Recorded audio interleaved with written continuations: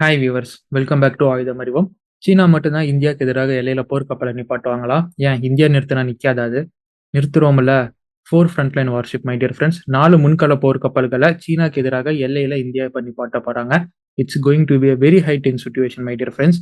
எங்க நிப்பாட்ட போறாங்க, எப்ப அப்படிங்கறத இன்னைக்கான காணொலியில நம்ம விரிவா பார்த்து தெரிஞ்சுக்க போறோம். Before getting in to that, போன காணொலியில நம்ம எக்ஸ்கார்ட் டிகேஸை பத்தி பேசியிருந்தோம் இல்லைங்களா? ரஃபேல பயன்படுத்தப்பட்டது ஆபரேஷன் சிந்தூர்லன்னு.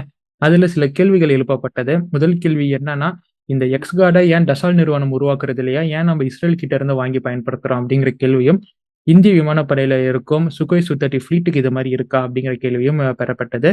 இதற்கான பதில் ஃபர்ஸ்ட், டசால்ட் நிறுவனம் இது மாதிரி எக்ஸ்கார்ட் அப்படிங்கிற டீகாய் சிஸ்டமா உருவாக்குறது இல்ல. இதன் காரணமாக தான் நாம இஸ்ரேல் கிட்ட இருக்கும் ரஃபேல் அப்படிங்கிற நிறுவனத்துக்கிட்ட இருந்து எக்ஸ்கார்டை பெரிய அளவுக்கு கொள்முதல் பண்ணிட்டு இருக்கிறோம்.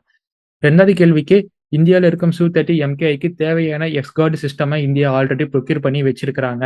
இது போக ஆபரேஷன் சிந்தூர்ல இது எஃபெக்டிவா பயன்படுத்தப்பட்டதை தொடர்ந்து இன்னும் அதிகமான டிகைஸை இந்தியா வாங்கி குவிக்க ஆரம்பிச்சிருக்காங்க. ஸோ உங்களுடைய 2 கேள்விக்கும் விடை கிடைச்சிருக்கும் அப்படின்னு நம்புறேன்.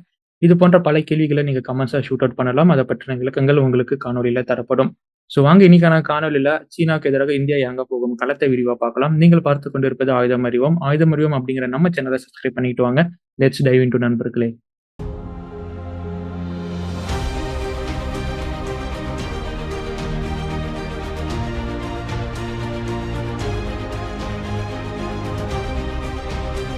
சமீபத்துல அடுத்த தலையிலாமா யாரு அப்படிங்கிற விவகாரத்துல திபெத்தை மையப்படுத்தி இந்தியா மற்றும் சீனாக்கிடையே ஒரு பிரச்சனை கிளம்புச்சு. இதை தொடர்ந்து one of the hottest maritime பார்டரா உலகளவுல இருக்கக்கூடிய பார்டர்லயே சீனா பிலிப்பைன்ஸ் மெரிடைம் பார்டர்ல இந்தியா தன்னோட 4 முக்கிய போர்க்கப்பல்களை நிறுத்த போறாங்க.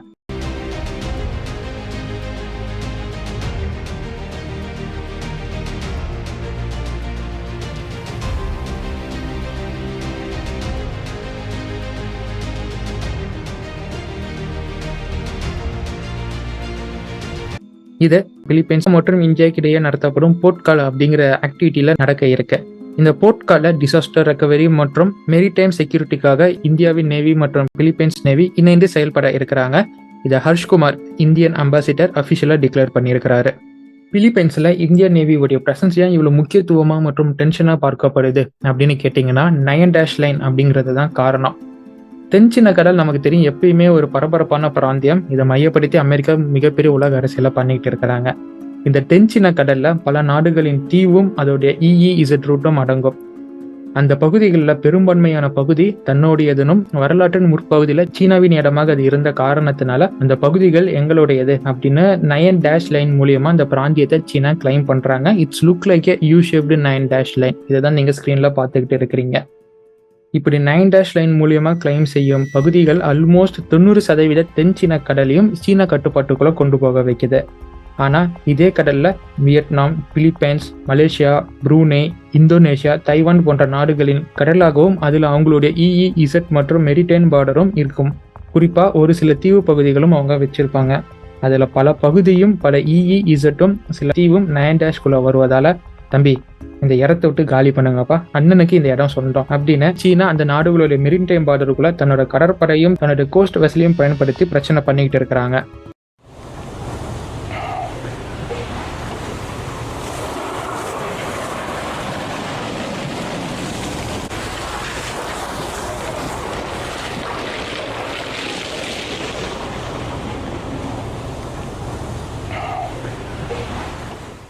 என்னதான் வரலாற்று அடிப்படையில சீனா இது என்னுடைய இடம் அப்படின்னு சொந்தம் கொண்டாடினாலும் சட்டப்பூர்வமா ஒரு அர்த்தமோ இல்ல ஆதாரமோ சீனாவால ப்ராப்பரா தர முடியல.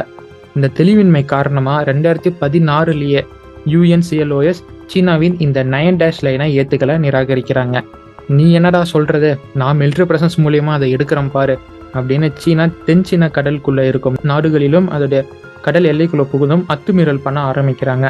இந்த அத்துமீறலானது மற்ற நாட்டை காட்டிலும் பிலிப்பைன்ஸுடன் தான் அதிகமாக காணப்படுது. குறிப்பா பிலிப்பைன்ஸுடன் இருக்கும் 2 தீவு ஆத்தையப்பட சீனா துடிச்சுக்கிட்டு இருக்கிறாங்க. ஒன்னு பலாவான். இது பிலிப்பைன்ஸின் EEZக்குள்ளேயே வருது. ஆனா பலாவான் தீவு தனக்கு சொந்தம்னு சீனா சொந்தம் கொண்டாடி அங்க ஒரு பிரச்சனையை கிரியேட் பண்ணிக்கிட்டு இருக்கிறாங்க. அடுத்து செகண்ட் தாமஸ் ஷோல். இந்த தீவும் பிலிப்பைன்ஸுடைய தீவு தான், இதுவும் எனக்கு தான் சொந்தம் அப்படின்னு இப்ப மிகப்பெரிய பிரச்சனையை இந்த 2 தீவை மையப்படுத்தியும் பிலிப்பைன்ஸின் EEZ மையப்படுத்தும் சீனா பிலிப்பைன்ஸுக்கு எதிராக நடத்திக்கிட்டு வராங்க. ஓவராலா பிலிப்பைன்ஸின் கடல் எல்லைக்குள்ளேயே சீனா புகுந்து பல கிலோமீட்டர் அதற்குள்ள இருக்கும் தீவுகள் இதெல்லாமே பறிச்சுக்கிட்டு இருக்கிறாங்க. இதனால மெரிடைம் பார்டர்ல அடிக்கடி சண்டை வருது. அதிகமான சீனா வெசல் பிரசன்ஸும் அங்கதான் இருக்கு. சொல்லப்போனா தாய்வானை காத்திலும் பிலிப்பைன்ஸ்ல தான் அதிகமான மிலிட்டரி ஆக்டிவிட்டிஸும் நேவல் ஆக்டிவிட்டிஸும் சைனா கண்டக்ட் பண்ணிட்டு இருக்கிறாங்க.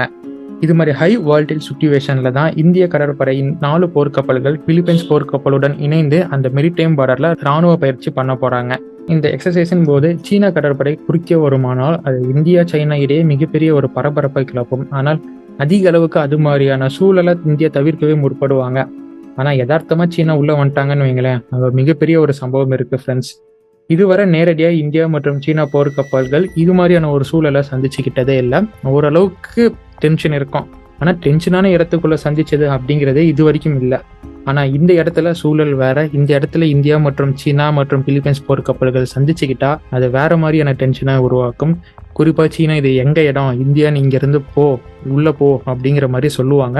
அந்த இடத்துல இந்தியா மற்றும் சீனாக்கிடையே ஒரு பிரச்சனை ஏற்படும். பிலிப்பைன்ஸுக்கும் பிரச்சனை ஏற்படும். இந்த போர்க்காலானது முக்கியமா உலக அளவில் பார்க்கப்பட்டு இருக்கு. அண்ட் இந்தியாவுடைய ஸ்டாண்ட் என்னன்னா, சீனாவின் 9 லைன் அவங்க ஏற்றுக்கல, அது பிலிப்பைன்ஸுக்கு சொந்தம் அப்படின்னு தான் அவங்க சொல்லிட்டு இருக்கிறாங்க. அடுத்து பிலிப்பைன்ஸ் சீனாவை எதிர்க்க இந்திய ஆயுதங்களை கொள்முதல் பண்ணி பயன்படுத்தும் நாடுகளில் ஒரு முக்கியமான நாடு. எஸ்பெஷலி இந்தியாவின் நேவல் வேரியண்ட் பிரம்மோஸ்களை அவங்களுடைய நேவில இன்ஜெக்ட் பண்ணி பயன்படுத்திட்டு இருக்கிறாங்க.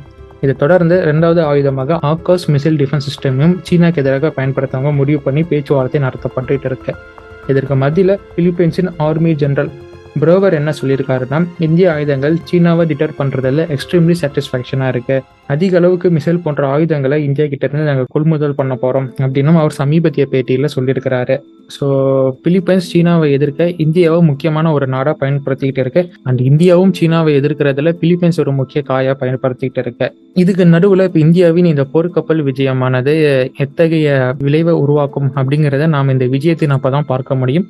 ஸோ இதை பற்றி உங்களின் கருத்துக்கள் என்ன? அங்கே ஒரு மோதல் மூண்டுமா, இல்லை இந்தியா அழகாக அதை தவிர்த்துட்டு போயிடுவாங்களா அப்படிங்கிறத நீங்கள் கமெண்ட்டாக உங்களுடைய கமெண்ட்டில் இந்த வீடியோக்கு கீழே சொல்லுங்கள்.